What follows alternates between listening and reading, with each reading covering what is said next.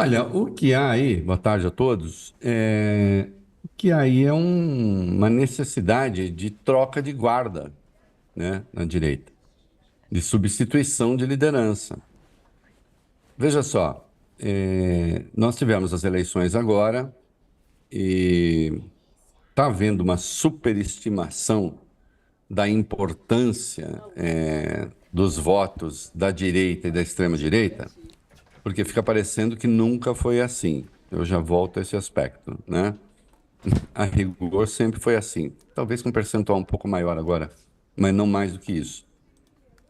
O que você tem é, sem dúvida, e não é a primeira vez que você tem um país que se expressa à direita nas urnas, né? Se expressa à direita também quando elege deputados federais, por exemplo. Aliás, há uma conexão evidente entre a formação de câmaras municipais e o Congresso Nacional, né? Esse estudo já está feito no Brasil, né?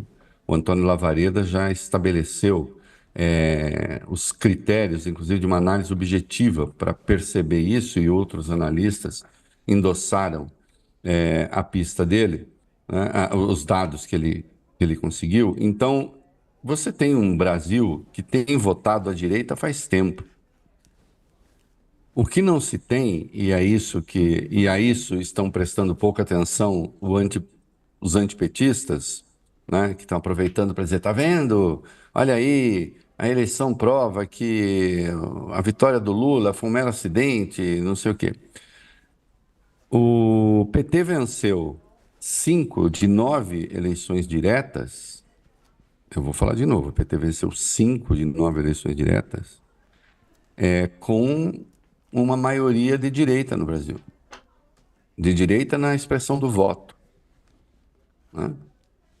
E por que que o Lula antes governava com facilidade, e até a Dilma no primeiro mandato, e hoje você tem isso? Porque agora tem emenda parlamentar, querido, antes não tinha, entende? Emenda parlamentar, a execução obrigatória de emenda começou em 2016, com as emendas individuais, né? Ainda no governo Dilma.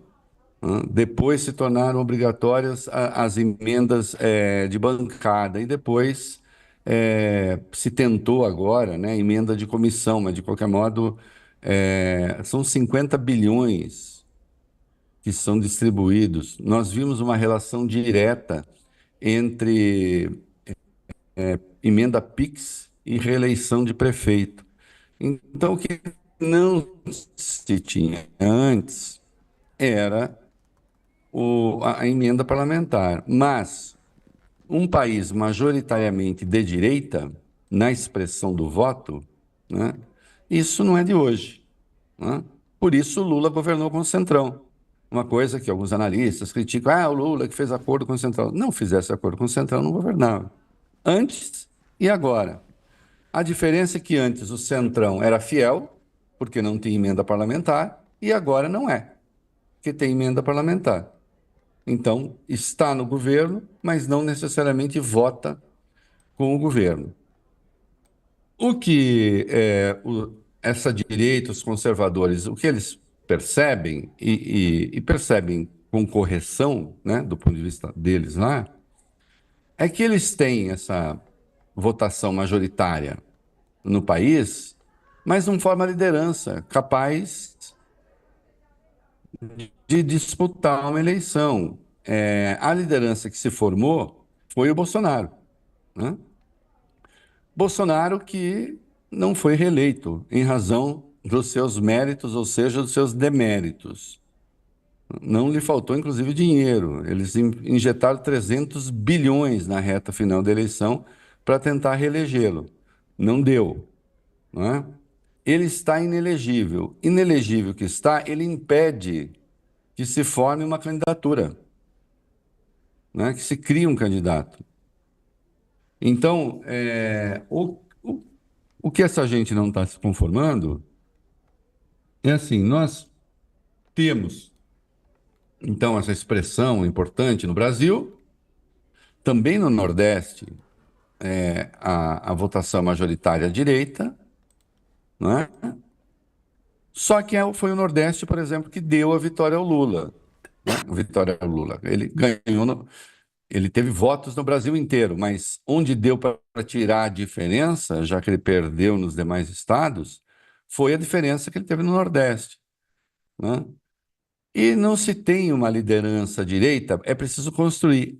A liderança a ser construída, chegaram à conclusão os conservadores, é o Tarcísio. Aí você tem um líder hoje de direita, embora seja pastor, mas ele, na verdade, se coloca mais como político hoje. Você tem um Malafaia que está falando, nós precisamos fazer alguma coisa agora, né? E o Malafaia ele tem, digamos, uma dupla motivação.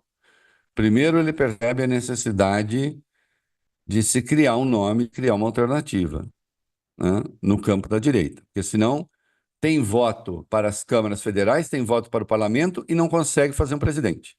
Então, esse nome é Tarcísio, fica claro para ele, né? Essa é uma motivação. A outra motivação é que coisas como Pablo Marçal e a militância de Pablo Marçal depõem contra a ideia que Malafaia tem de igreja, né? A igreja do Malafaia requer a, a primeira ideia de uma irmandade. Essa irmandade tem um pastor que fala, então, interpreta a palavra de Deus. Isso, em certa medida, é o oposto do que faz o coach, né? O coach não tem ideia da comunidade. O coach, na verdade, é a ideia da anticomunidade. É a ideia do individualismo, né? Das apostas pessoais. Não por acaso é o homem da era das bets, né? Aqui se opõe também às igrejas, porque também mexe com a atividade delas, especialmente na parte que tem a ver com negócio, em última instância, porque elas precisam ter receita, né? É, então, tem a motivação, que é uma motivação política, precisa começar a formar uma liderança. Enquanto o Bolsonaro falar que ele é candidato, essa liderança não vai ser formada, né? Embora o Malafaia ajude nisso, porque foi o inspirador dos comícios em favor de anistia, etc., né? E o Bolsonaro foi testado como líder e foi reprovado, e foi mesmo, né? Veja o que aconteceu no Rio de Janeiro, uma derrota vexaminosa. Ele até fez alguns candidatos, o apoio dele garantiu a passagem de alguns candidatos ao segundo turno. A questão é saber se são candidatos que realmente vão contar depois na fila do pão, né? Acho que não. Rio de Janeiro conta. São Paulo aqui, a gente viu a liderança dele ser contestada na prática por gente da própria direita, né? E ele teve um comportamento covarde, né? Covarde aqui em São Paulo, e é verdade, do ponto de vista lá deles, foi a palavra que o Silas usou, foi mesmo. Covarde, o Silas citou o caso de Curitiba, né? O Eduardo Pimentel foi para o segundo turno e tem o Paulo Martins, que é do PL, como vice. E, no entanto, o Bolsonaro resolveu apostar na Cristina Gêmeo, né? Porque é muito mais reacionária do que aquilo que está lá, né? É o reacionarismo extremo de todas as candidatas que disputam o segundo turno, sem dúvida, ela pode reivindicar, sou a mais reacionária de todas. E de todo mundo, né? Então, você vê a necessidade de se criar um líder. E no caso, a entrevista, excelente entrevista dada pelo, é, pelo Kassab ontem ao UOL, o que o Kassab está falando? Primeiro, essa análise da vitória da direita, e ele fala de centro e direita. Eu diria de direita e da extrema-direita, né? O que o Kassab está chamando de centro, eu chamo de direita. O que o Kassab chama de direita, eu chamo de extrema-direita. E já vou explicar por quê, né? Ele vê essa vitória, né? Inclusive o partido dele, do ponto de vista do número de prefeituras, ficou em primeiro lugar, né? Na votação ficou em segundo, né? Em número de votos. Então, é um desempenho formidável, né?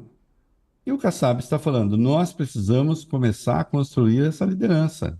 A única diferença é que o Kassab, por enquanto, acha que essa liderança, que é Tarcísio, é para 2030. A defesa que ele faz é que o governador vai aposte na reeleição, né? Porque o Kassab corretamente, né, diz, essa história de que o Lula foi o grande derrotado da eleição não é assim, porque não é assim que se deve fazer a conta. Fosse assim, ele teria sido derrotado já em 2022 também. E teria sido derrotado nas outras eleições dele, assim como a Dilma. E, no entanto, não aconteceu, né? Eles venceram.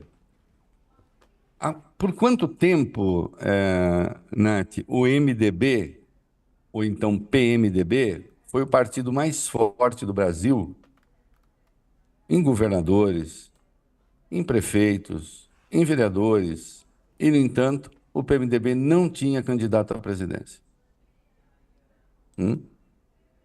E aí nós estamos falando de um partido que realmente era de centro, né? E até com representantes da esquerda no MDB. Então, é preciso construir essa liderança. Essa liderança hoje se chama Tarcísio de Freitas, né? Nesse universo dos políticos de direita, etc. Tarcísio de Freitas, com uma presença muito forte que conseguiu em São Paulo.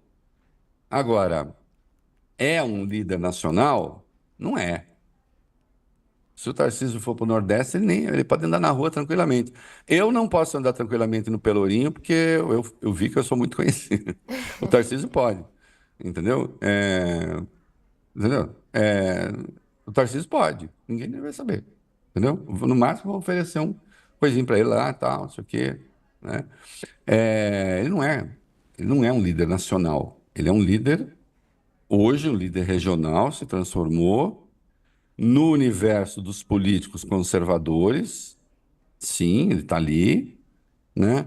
Já há uma certa ciumeira, porque você olha, pegue uma entrevista do Ciro Nogueira nas entrelinhas, ele critica também o Tarcísio, porque acha que o Tarcísio não agiu assim tão bem e tal, porque, na verdade, o Ciro Nogueira está descontente com a importância que o Kassab tem junto, ao Tarcísio, assim como o Bolsonaro, né?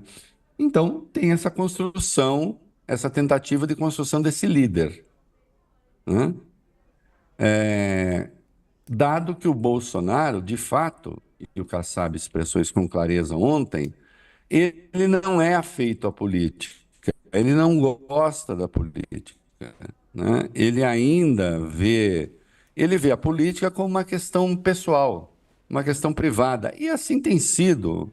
Ele acabou de ter mais um filho político, né? Mais um filho político que se tornou político com o nome Bolsonaro, né? O Jair Renan. A coisa mais interessante que nós vimos do Jair Renan nessa campanha foi aqui, quando a gente viu o vídeo que o pai manda ele calar a boca. Não começo, não é Do para bebê falar. que ainda não, o bebê ainda não tá falando ali diretamente, mas acho que até com essa ideia O do bebê ainda bebê, não está Reinaldo, falando.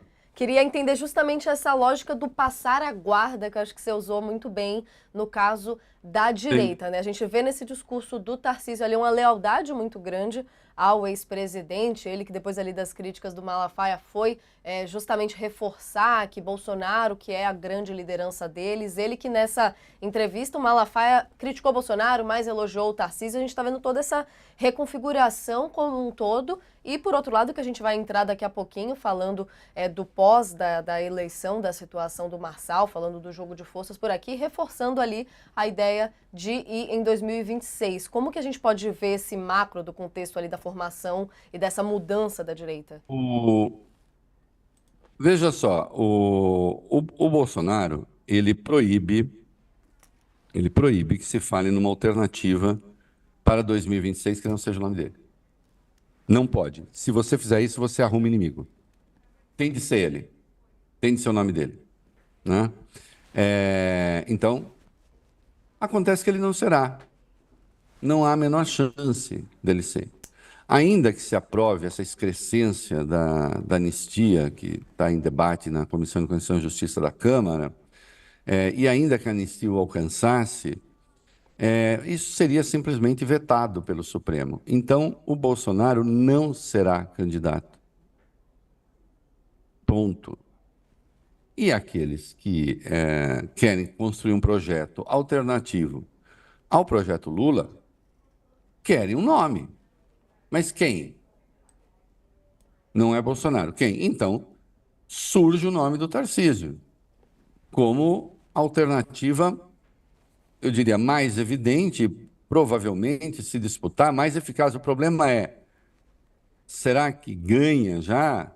Eles querem criar essa tensão já, né, para que a política passe a rodar em torno desse eixo, a política, sobretudo a oposição. E o Bolsonaro não permite que isso aconteça, né?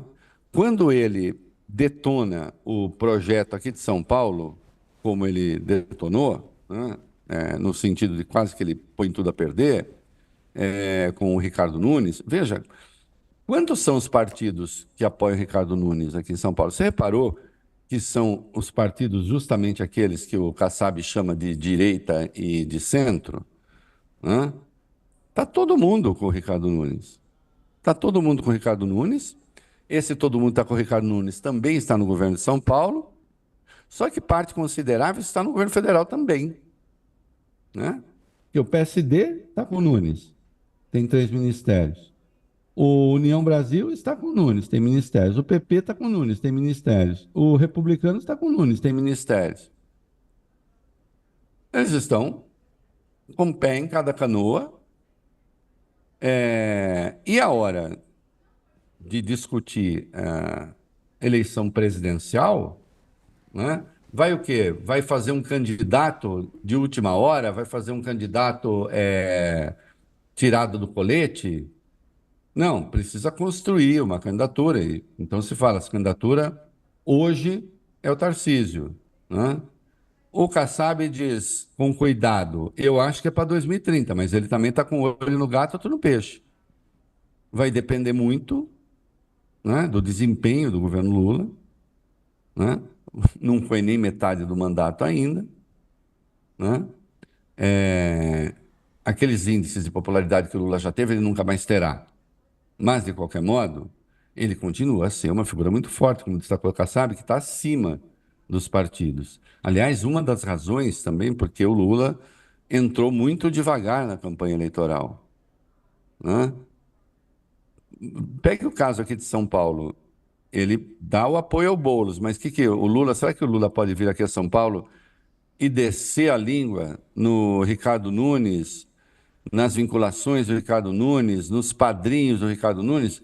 Um padrinho é o Bolsonaro. Aliás, padrinho, até meio padrinho ali, não muito delicado. Mas e os outros padrinhos? O que o Lula ia dizer? Cuidado, olha, esse Nunes é do MDB? Cuidado, Nunes é apoiado pelo PP? Cuidado, Nunes é apoiado pelos republicanos? Cuidado, Nunes é apoiado pelo PSD? Cuidado, Nunes é apoiado por meus aliados?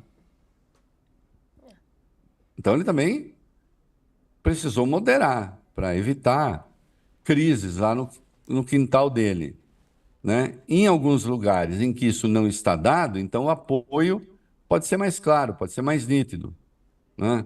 Vai acontecer agora em Fortaleza, vai acontecer no Pará, né? Em Belém. Mas, inicialmente, a candidatura apoiada pelo PT nem era o aliado do Jader Filho, né? Era o Edmilson Rodrigues, do PSOL. Então, essa dificuldade de criar uma liderança nacional, tendo e sendo Lula uma liderança nacional e tendo o governo federal, porque sempre conta, né, deixa o Kassab um pouco o pé atrás, dizendo, vamos construir para o futuro, né? Talvez no desenho do Kassab ele veja um outro mandato de Lula e aí sim um esgotamento de possibilidades à esquerda. Ele apontou com correção que a esquerda tem tido dificuldades para renovar seus quadros, a direita está borbulhando de quadros, né, de nomes. Só que não tem nenhum nome que seja realmente nacional. Tem que construir isso, né? E o Bolsonaro não é o líder para a construção de nada. Nunca foi, né? Ele se lançou candidato em 2018, em razão de muitas circunstâncias, conseguiu se eleger, né? Mas ele nunca construiu um partido. O que ele fez com o PSL? O PSL foi destruído. Ele destruiu o PSL, né? Agora ele está no PL do Valdemar, né? Imaginavam ter uma votação também espetacular, eleger 1.000 prefeituras, elegeram 500 e poucas, né? Bastante, tem bastante voto, etc. Mas, insisto, essa direita está em busca de um líder e não tem. O nome mais provável, o candidato a esse líder, é o Tarcísio. Que, claro, depois de tudo, depois da entrevista do Malafaia, depois da entrevista do Kassab, ele veio a público ontem para dizer que o Bolsonaro, sim, é um grande líder. E para falar, né, o Kassab insistiu muito na construção da figura de um Tarcísio de centro, e para falar como extremista de direita, não de centro. Que foi o que ele fez, né? Que ele disse que tá aqui, a direita precisa estar cada vez mais forte para enfrentar os desafios que emperram o crescimento. Bom, aqui vamos lá. Desafios que emperram o crescimento. O Brasil está com um crescimento muito bom, dadas as circunstâncias, né? O que é que emperra o crescimento?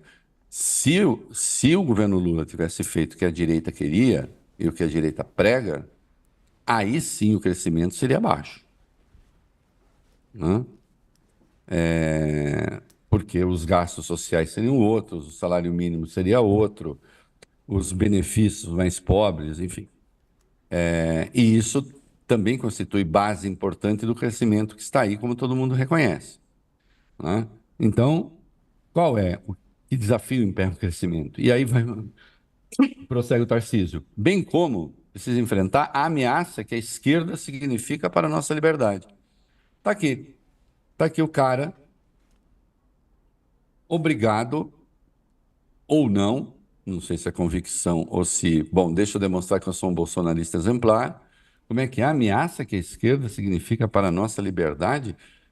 Quem é que passou 4 anos tentando dar golpe? Foi a esquerda? Quem é que Justamente. tentou dar o golpe? Quem é que tentou? Desculpe, diga.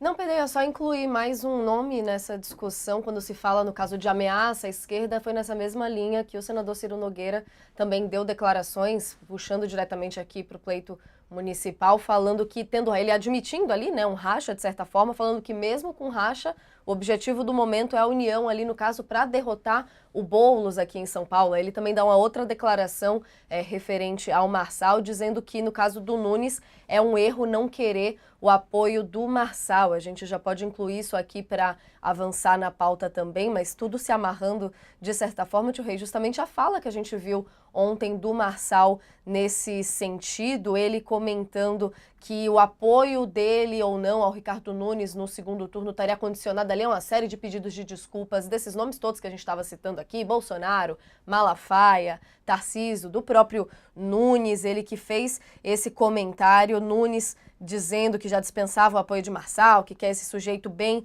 longe dele, mas nessa fala do Marçal, ele sinalizando justamente de que ele tem certeza que Guilherme Boulos conta com cerca de metade dos votos que ele recebeu agora no primeiro turno, que tem certeza que ele vence, que ele sabe sinalizar com o povo e o Ricardo não sabe, que Boulos e Lula têm a língua do povo e os outros estão só brigando. Ele está fazendo referência diretamente a esse racha, Tio Rei? Como que a gente pode amarrar, no caso, essas questões?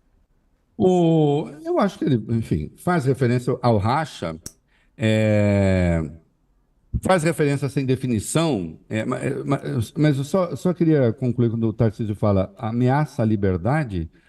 O Tarcísio subiu no palanque golpista do Bolsonaro, que pede anistia para golpista e que pede impeachment de ministro do Supremo. Quem é que ameaça a liberdade?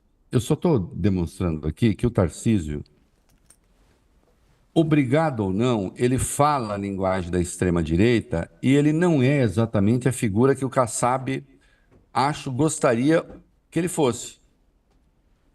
Cadê o Tarcísio Conciliador quando fala isso? Hã? Isso aqui não é fala de um centrista. Subir em palanque golpista não é coisa de centrista. Né? Quanto ao Pablo Marçal, ele desorienta um pouco esse campo da direita, porque ele reproduziu todas as coisas absurdas que a extrema-direita pensa, ele reproduziu na campanha, reproduziu, fez coisas que o bolsonarismo raiz faz por aí, né? O Marçal é muito diferente, que não por acaso tinha o apoio do rapaz. O Marçal é muito diferente, fazendo a palhaçada que ele faz, do Nicolas Ferreira, que bota peruca em discurso na Câmara. É muito diferente? Não é, né? E de outros ali, que tem um comportamento, que faz molecagem na Câmara, em vez de se comportar de maneira adequada, com decoro? Não. Então, ele tem o comportamento do bolsonarismo, apenas que ele quer um lugar, né? Ele usa a sua experiência de fora, de coach, sei lá o quê, ele quer um lugar no comando dessa direita, ele quer disputar a liderança dessa direita e ele não consegue. Ele não consegue porque o Malafaia é um entrave para isso. O próprio Tarcísio não quer conversa com ele, né?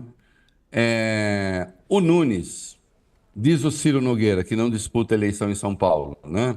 O Nunes deveria ter o quê? Aceitado? O Nunes falou que não o quer no palanque. Quer os votos, tal, mas não quer no palanque.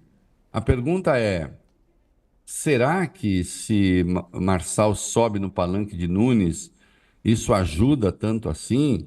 Porque uma das coisas que o Marçal representa é a desconfiança dos políticos, né? Olha, eles são todos iguais, né? Eles não se respeitam. Um dia brigam, outro dia estão juntos. O Marçal é muito esperto em fazer esse discurso que ele faz, porque ele põe um pouco, ele faz algumas exigências que eu acho que não serão cumpridas, né? Que ele quer desculpa do Tarcísio, ele quer desculpa do Nunes, ele quer desculpa, acho até do Malafaia, se não me engano. Tem, sim. Né? Toda essa gente tem que pedir desculpa para ele, e pedindo desculpa para ele, então ele, o quê? Ele moveria aqueles que votam nele para o Nunes? Primeiro que não se tem garantia nenhuma disso, né? Isso é ele que diz. Agora, de todo modo, me parece que ele tá impondo algumas condições que ele sabe que não serão cumpridas, né? Para não dar o apoio ao Nunes, que já disse que não o quer no palanque. Obviamente, ele não vai votar no, no Boulos, não vai pregar voto no Boulos, mas ele usa Boulos como espantalho, né? Para tentar ainda o lugar que ele quer ter lá, né? Ele usa o Boulos como espantalho. Olha aqui. E, não sendo como eu estou dizendo, o Boulos ganha, né? Porque parte dos votos dele, ele diz, também seria voto do Boulos, né? Gente que pode votar no Boulos, né? E aí ele prevê a vitória do Boulos. Vamos ver, vai ter pesquisa, né? As pesquisas anteriores à realização do primeiro turno não indicavam essa vitória do Boulos sobre o Nunes.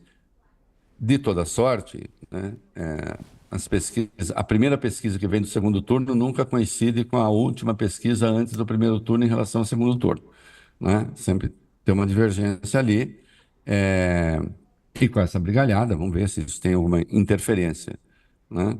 Mas o que o Marçal quer um lugar nesse establishment da direita. E ele viu que ele não é bem-vindo ali, né? Porque ele desorganiza a fila, ele tem pretensões que vão além daquilo que esses políticos estão dispostos a ceder a ele, né? Então, faz esse jogo. E, ao fazê-lo, de algum modo, ele mantém a fidelidade, ele certamente perderá público em relação àquilo tudo que ele conseguiu no auge, mas ele mantém aquele núcleo de gente que diz: esse cara, sim, ele não se vende, né, na política, ele é autêntico, ele não faz acordos espúrios, né? Porque ele está criando uma circunstância para que o acordo não aconteça. É isso que ele está fazendo, né? Eu não vejo toda essa gente pedindo: ah, desculpa, Marçal, vem para nós, né? E se acontecesse, será que seria necessariamente bom?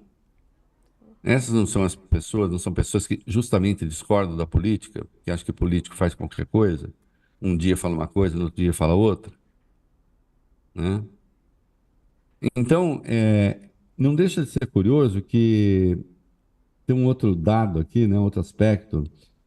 Considerando a quantidade de votos que a esquerda teve, considerando a quantidade de votos que a direita teve, e se algumas análises que andam por aí estivessem certas, quem estaria nesse momento vivendo uma crise seria a esquerda, certo?